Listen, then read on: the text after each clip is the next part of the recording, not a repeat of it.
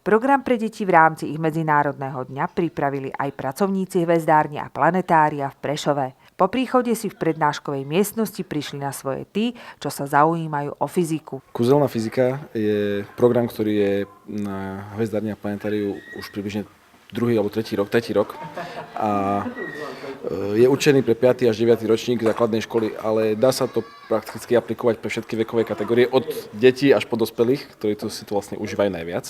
Tento sympatický fyzik nám popísal aj pokusy, ktoré majú úspech u detí.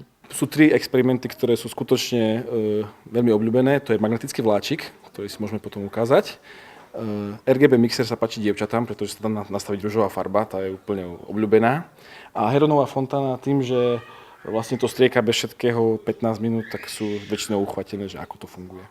Po fyzike a niekoľkých rozprávkach sa už deti mohli rozbehnúť na stanovištia, o ktoré mali záujem po celom areáli hvezdárne. To, že to nie je prvýkrát, kedy deti ovládli hvezdáreň, nám potvrdil riaditeľ tejto inštitúcie Prešovského samosprávneho kraja. Tento dnešný deň detí vlastne prebieha u nás tak tradične.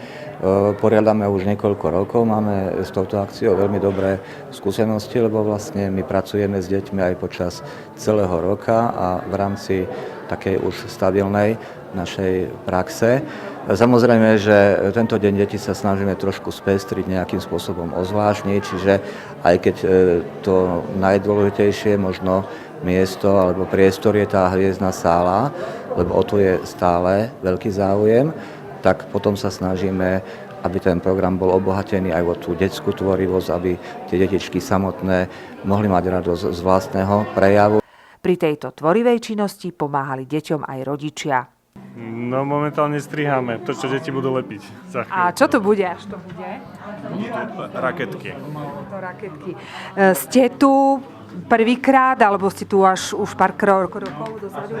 Prvýkrát tento rok. Deti? Prvýkrát. My tiež prvýkrát.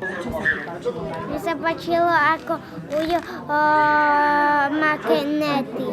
Fontána. Vo vedľajšej miestnosti pripravovali deti pod vedením Renáty Kolivoškovej raketky na výbušný pohon. Tie po dokončení sú pod dohľadom dospelého personálu pripravené na odpálenie. Vesmír ich ale nečaká. My na lúke vlastne vypúšťame, máme tam takú malú štartovaciu rampu, no a pomocou tejto štartovacej rampy sa vystreľujú tie raketky do vzduchu. Je to veľmi pekná šovka, deťom sa to vždycky páči.